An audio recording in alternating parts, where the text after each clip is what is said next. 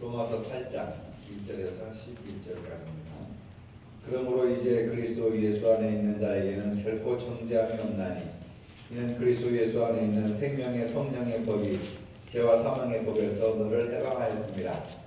율법의 육신으로 말미암아 연약하여 할 수 없는 그것을 하나님은 하시나니 그 죄로 말미암아 자기 아들을 죄 있는 육신의 모양으로 보내어 육신의 죄를 전하사 육신을 따르지 않고 그 영을 따라 행하는 우리에게 율법의 요구가 이루어지게 하려 하심이니라. 육신을 따르는 자는 육신의 일을, 영을 따르는 자는 영의 일을 생각하나니 육신의 생각은 사망이요 영의 생각은 생명과 평안이니라.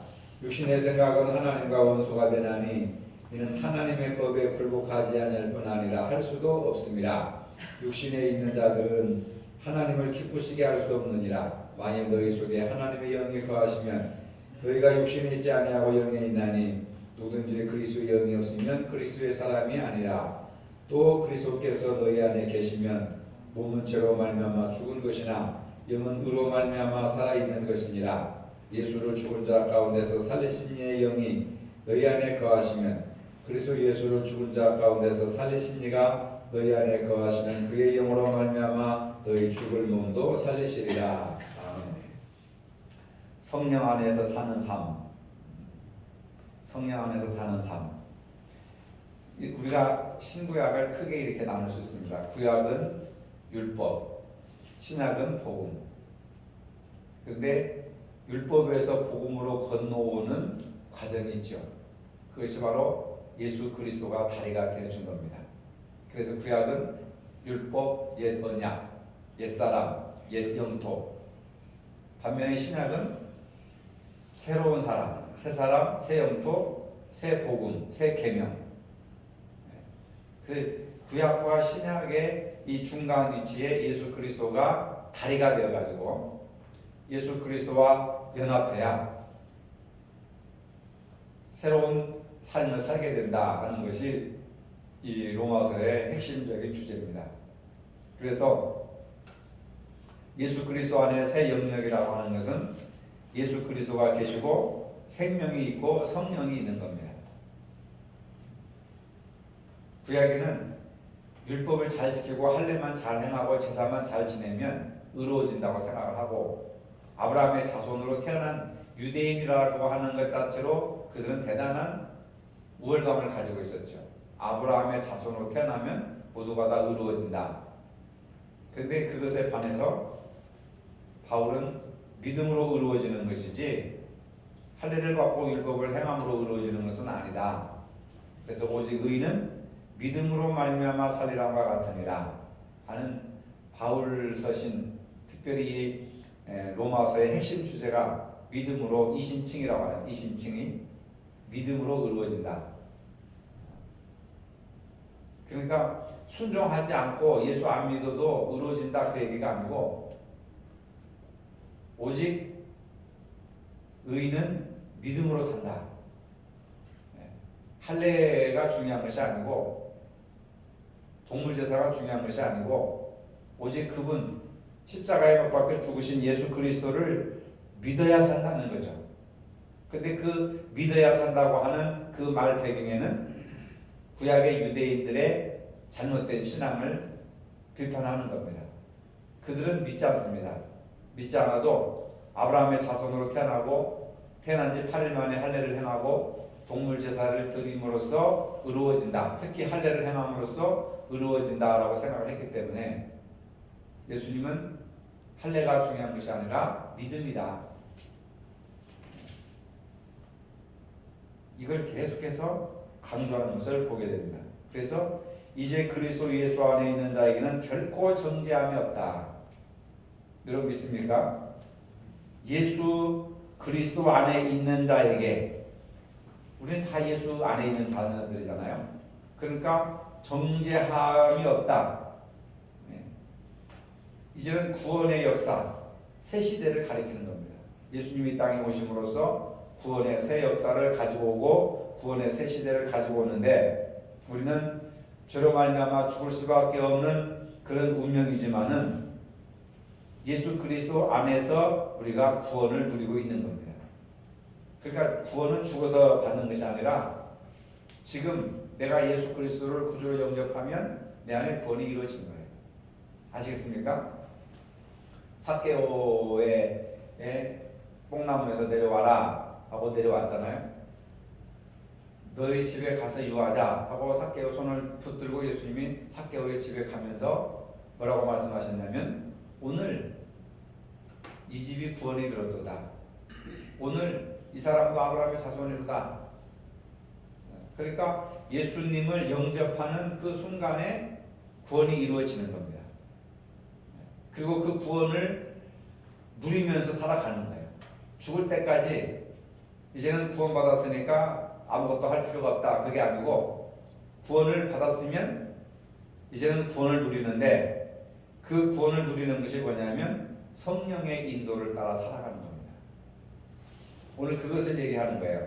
그래서 성령 안에서 사는 삶에 대해서 이야기하고 있습니다. 2절에 보니까 이는 그리스도 예수 안에 있는 생명의 성령의 법이 죄와 사망의 법에서 너를 해방하였기 때문이다, 그겁니다. 그러니까 예수 그리스도 안에 있는 사람들은 결코 정죄하지 않는다. 믿음을 가지고 우리가 구원을 누리기 때문에, 예수님이 구원을 주셨는데 그 구원을 누리기 때문에, 그래서 예수 그리스도 안에 있는 성령이 누구에게 있느냐? 예수 그리스도 안에 있는 생명의 영입니다. 아시겠어요? 지난주에 제가 부활주일 설교했죠? 부활은 생명이라고. 생명만 잃으면 아무것도 없습니다. 근데 그 생명이 예수 그리스도 안에 있는 생명의 성령이에요. 생명의 영이란 말입니다. 성령이 생명의 영이라고 하는 거죠. 그러니까 예수 그리스도 안에 있는 자들, 우리에게 구원을 누리고 있는데, 그 구원을 바로 생명의 성령의 법이 죄와 사망의 법에서 우리를 해방시켜 주셨다. 그게 구원이라고 하는 거예요. 아시겠습니까? 그래서 이제 구원받은 사람들은 구원을 누리는데 어떻게 누구랑 살아가느냐? 성령의 법에 의해서 살아가는 거예요. 구약의 율법은 죄다, 죄를 얘기했지만 생명의 성령의 법은 죄를 얘기하지 않습니다. 용서, 화해, 사랑, 성령의 9가지 열매, 이런 것들을 얘기하는 것이 바로 생명의 성령의 법이에요. 그러니까 사망의 법이나 죄와 사망의 법이나 생명의 성령의 법이나 법은 똑같은 겁니다. 근데 죄와 사망의 법은 율법의 법이고 생명의 성령의 법은 그리스도의 법입니다. 그래서 그리스도께서 내가 너에게 새 계명을 주노니 서로 사랑하라, 이런 말씀을 하시잖아요. 성령의 능력으로서 살아야, 이끌림을 받아야 사랑할 수가 있는 거지, 인간의 도덕과 교양과 노력과 의지로는 사랑 못해요. 원수를 어떻게 사랑합니까? 오른뺨을 치면 왼뺨을 어떻게 돌려대요? 인간의 힘으로는 못합니다. 성령께서 강권적으로 역사하셔야 그게 가능한 거예요.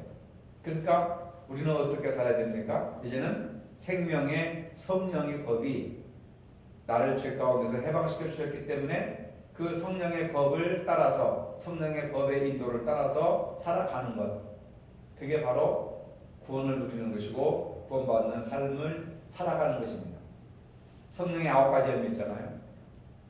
그 성령의 9가지 열매가 복수가 아니고 단수입니다.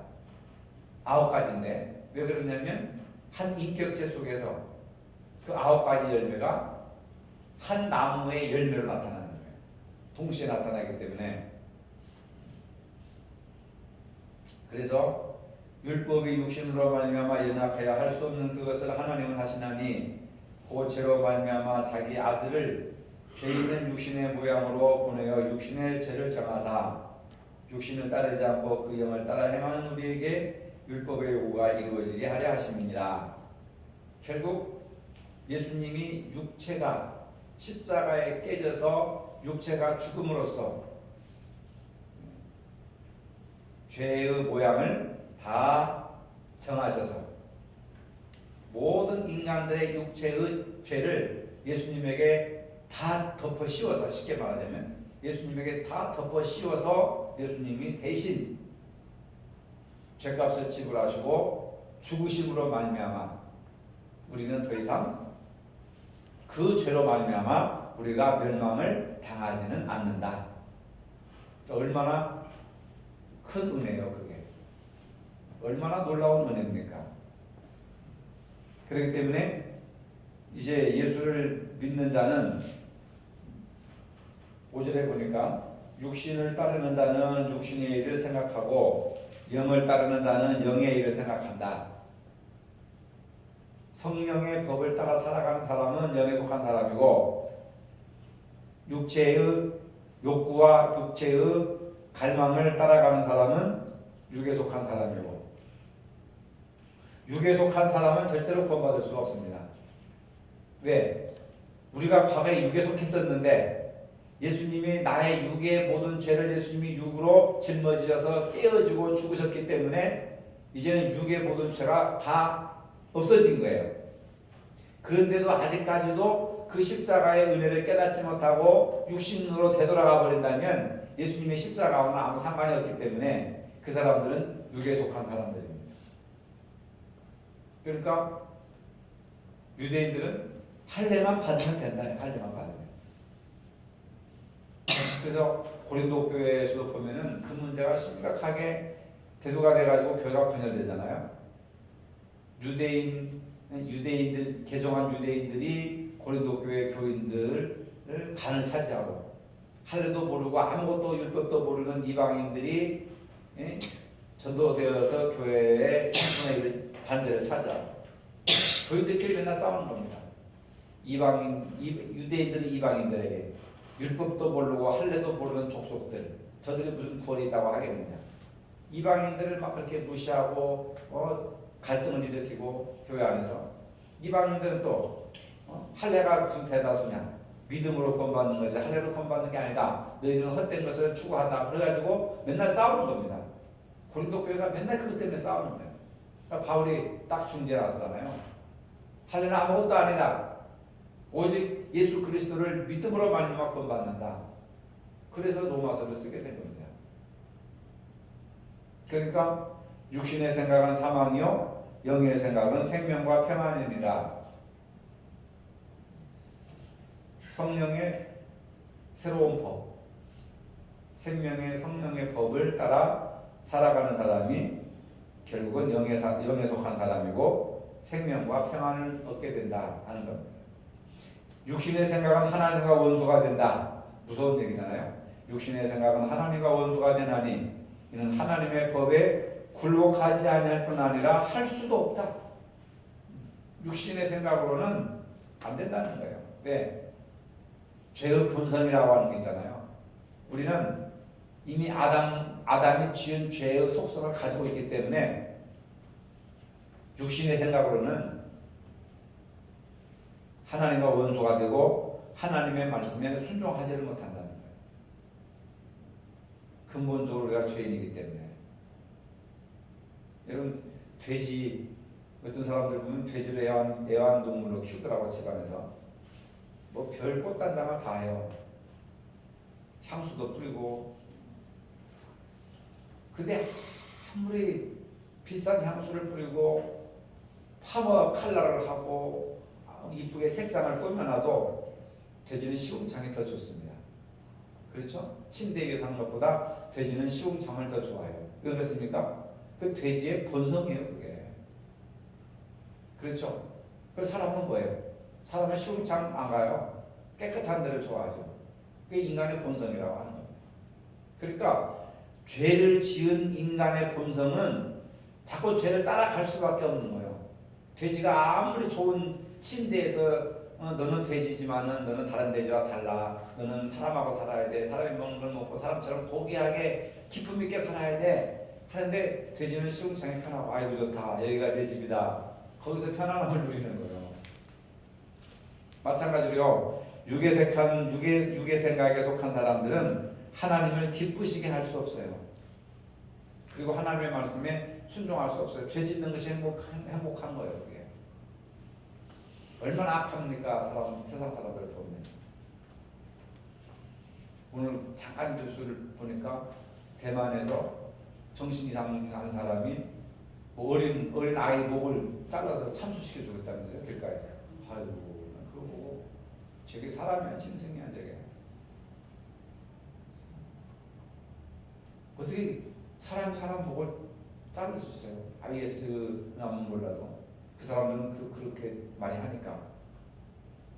그러니까 죄라고 하는 것이요, 겉으로 드러나는 것이 아니고 속으로 이렇게 그냥 전염병처럼 있다가 한순간에 그냥 딱 터지는 거예요. 그게 전혀 양심의 가책도 못 느끼고 불쌍하다는 생각도 못 느끼고 마귀가 충만한 거 아니겠습니까? 악한 영이 충만한 거 아니겠어요? 그러니까 육신에 속한 자들은 절대로 하나님을 기쁘시게 할 수 없어요.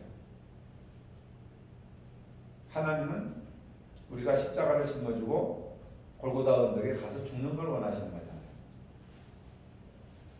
만일 너희 속에 하나님의 영이 거하시면 너희가 육신에 있지 아니하고 영에 있나니 누구든지 그리스도의 영이 없으면 그리스도의 사람이 아니라. 굉장히 중요한 거잖아요. 그리스도의 영이 없으면 그리스도의 사람이 아니다. 만일 너희 속에 하나님의 영이 거하시면 너희가 육신에 있지 아니하고 영에 있나니. 자, 보세요. 우리가 육신에 속한 사람들이죠. 육체로 살기 때문에. 그러나 여기서 보면은 하나님의 영이 거하시면 우리가 비록 육신의 몸을 입고 살지만 육신에 속한 사람이 아니라는 겁니다. 하나님의 영이 내 안에 있기 때문에 우리는 육신으로 살지만 육신에 있지 아니하고 영에 속한 사람이다. 이게 중요한 거예요. 그러니까 예수를 영접하면 성령이 우리 안에 오시잖아요. 예수 믿는 사람들은 다 성령이 내 안에 계십니다. 체험을 확실하게 하는 사람도 있지만은 확실하게 하지 못하는 사람도 성령을 다 받았어요.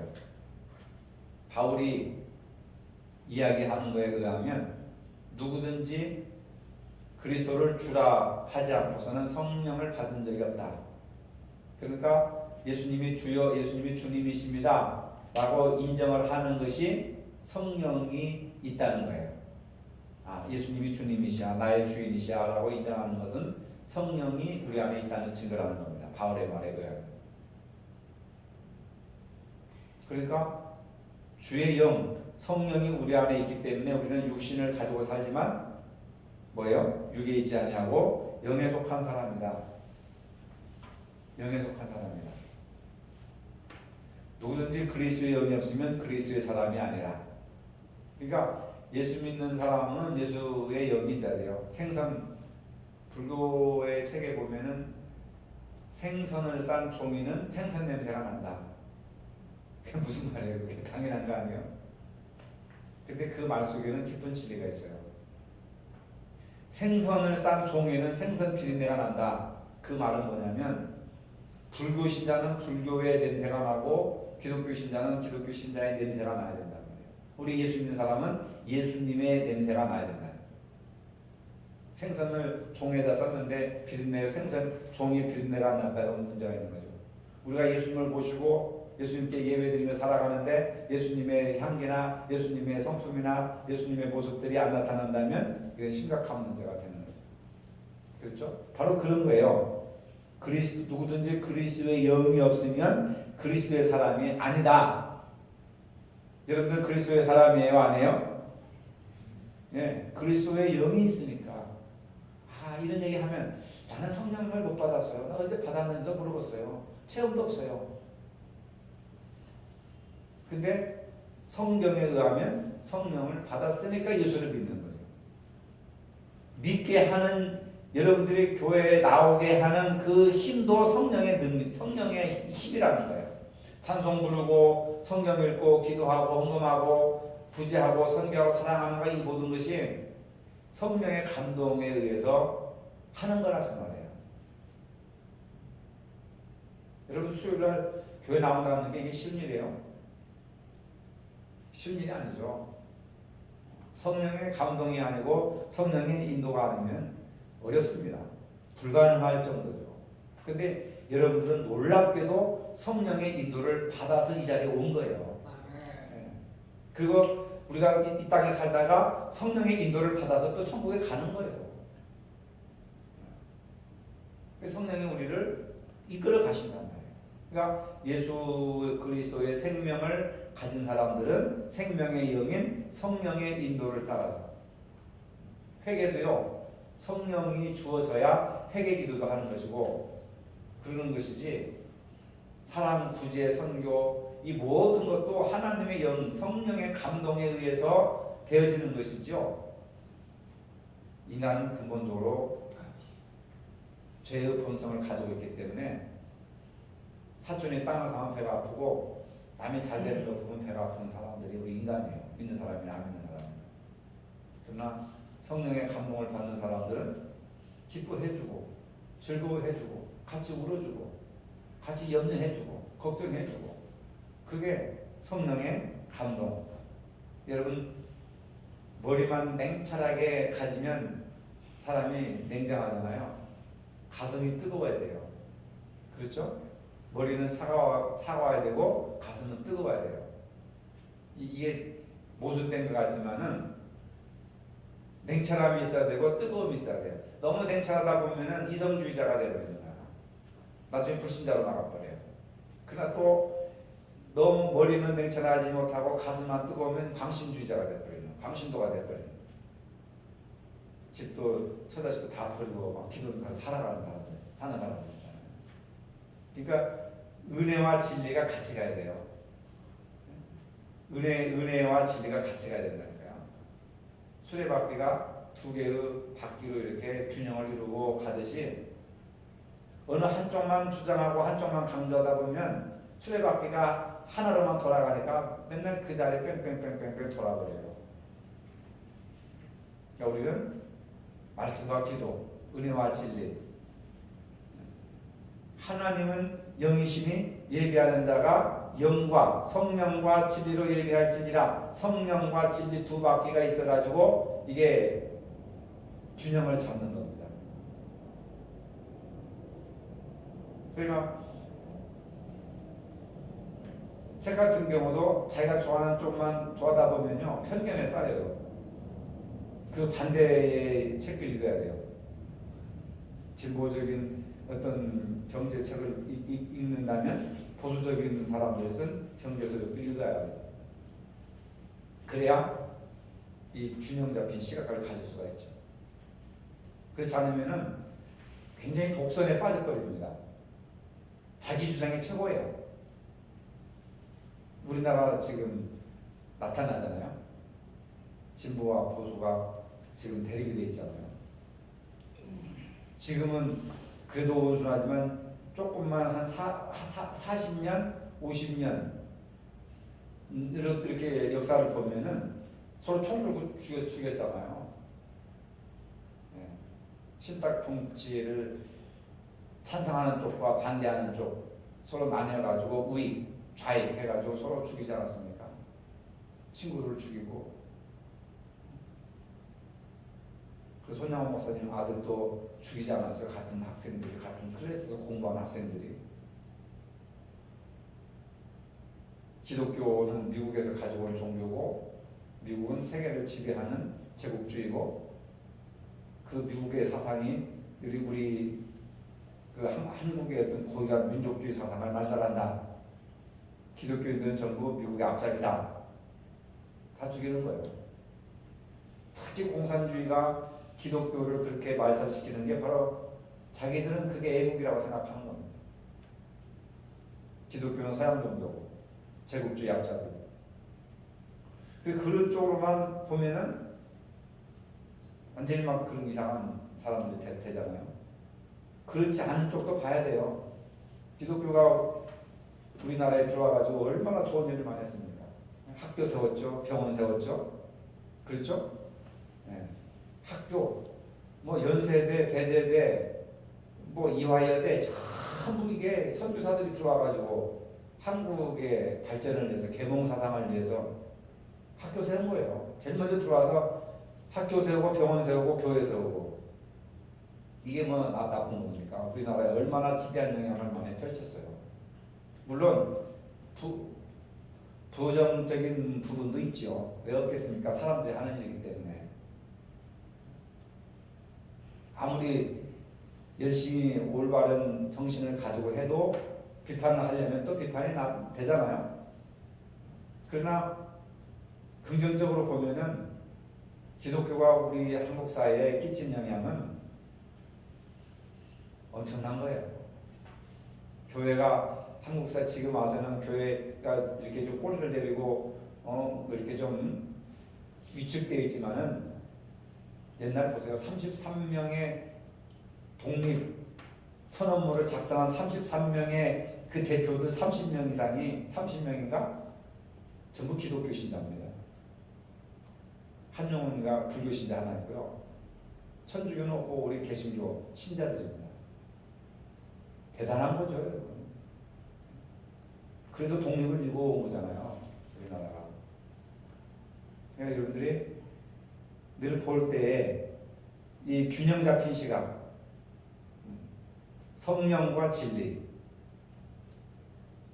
진리만 하면 또 막 너무 또 딱딱해져요. 성령, 뜨거움이 있어야 돼요. 뜨거움과 냉철함, 말씀과 성령의 역사가 조화를 이루어야 된다. 그렇지 않습니까, 여러분?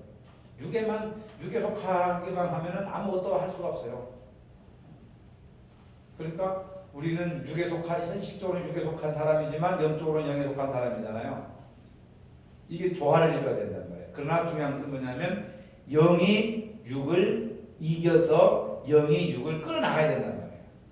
육이 영을 끌어나가면은 그 무신론자가 되버리는 거예요. 그렇죠? 그래 안 그래요? 육신이 이끄는 대로 다 해보세요. 주일날도 없어지죠. 그러나 육신은 놀러 가고 싶고 육신은 뭐 이렇게 눕고 싶지만은 성령의 역사와 감동을 받아서 또 움직이는 거. 그러니까 육신의 힘이 더 센가 영의 힘이 더 센가 우리 안에는 늘 줄다리 얘기를 해요. 우리 이 본체 안에서 사도 바울도 오라 나는 공고한 자로다. 이 사망의 몸에서 누가 나를 건져내랴. 마음으로는 육신의 법을 따르고 또 다른 마음에서는 영의 법을 따르는데 사도 바울도 기가 막힌 말을 했잖아요.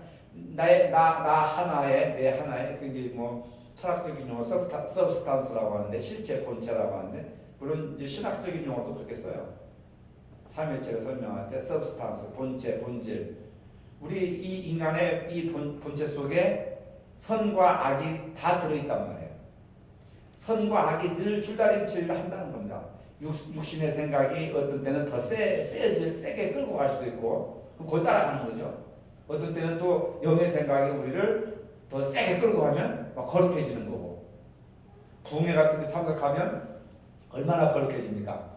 근데 부흥회 끝나고 일주일만 되면 또 돌아와요. 다시 환생의 법칙 요 현상이 일어납니다. 희한하거든요.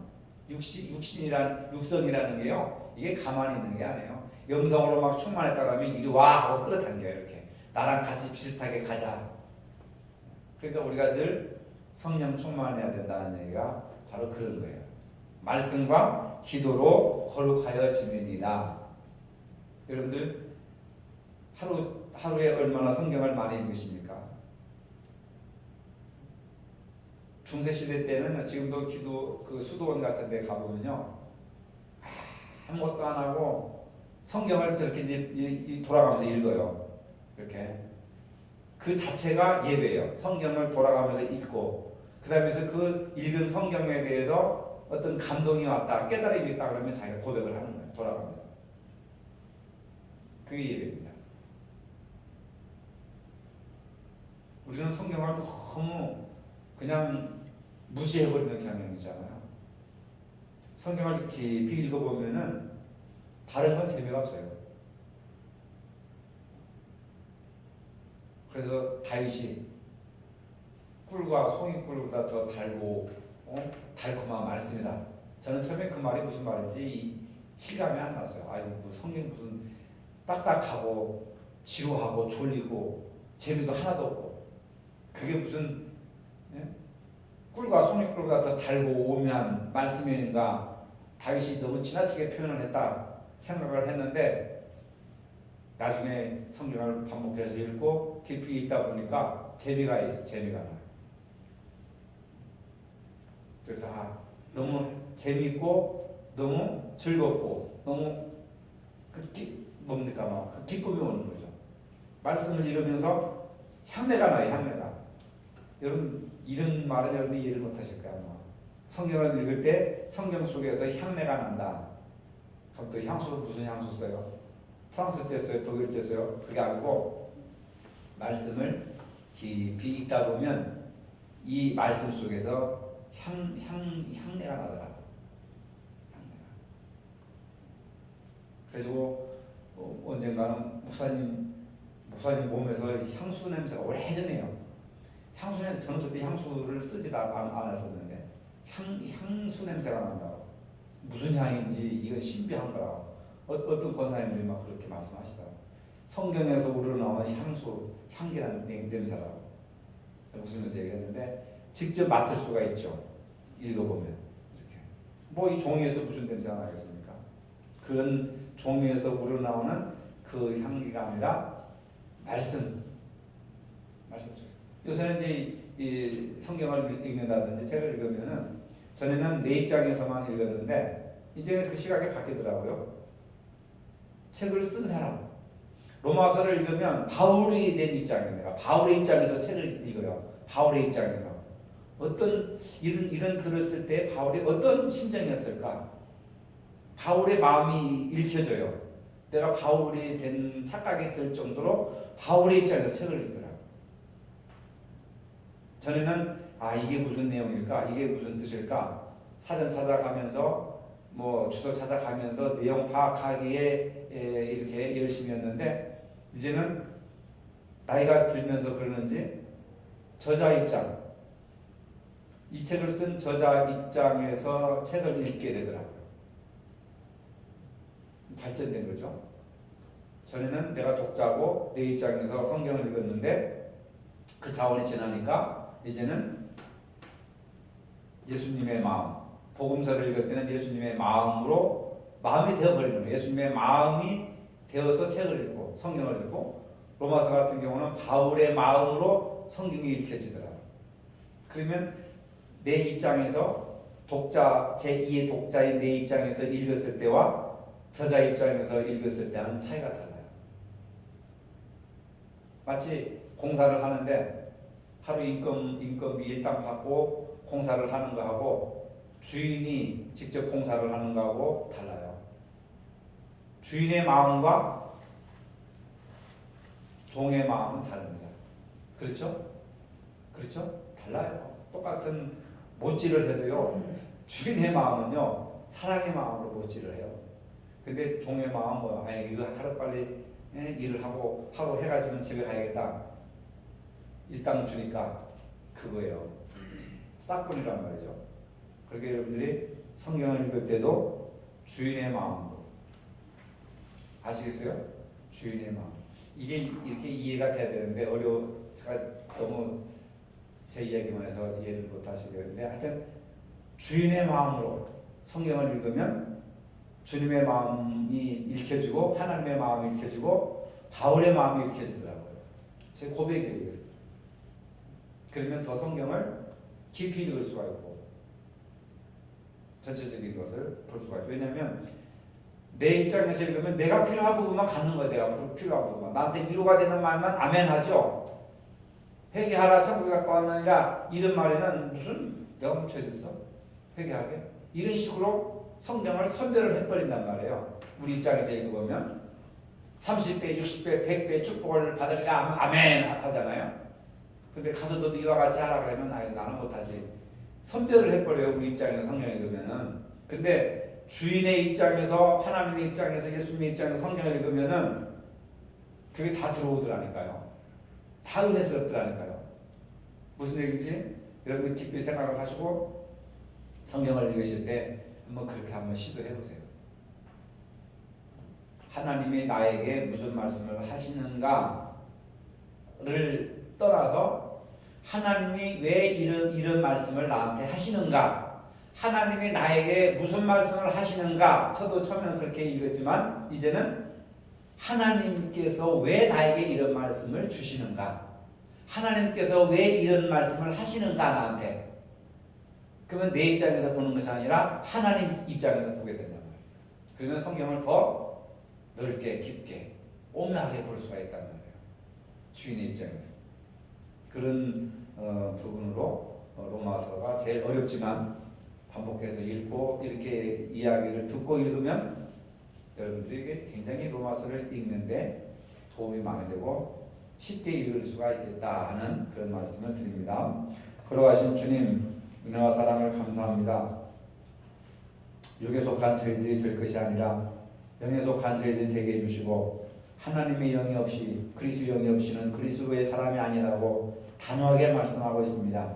우리는 육신에 속하여 살지만 그러나 우리의 본향은 하늘나라고 예수 믿고 구원받은 사람들은 생명의 성령의 법이 죄와 사망의 법에서 너를 해방시켰습니다 말씀해 주셨사오니 이제는 천국에 가는 동안 성령의 법을 따라 살아가게 하시고 성령께서 강권적으로 역사하여 주심으로 큰 능력을 발휘하며 또 큰 사랑을 행하며 복음의 능력자들로 쓰임받을 수 있도록 축복하시고 인도하여 주시옵소서. 예수님의 이름으로 기도합니다. 아멘.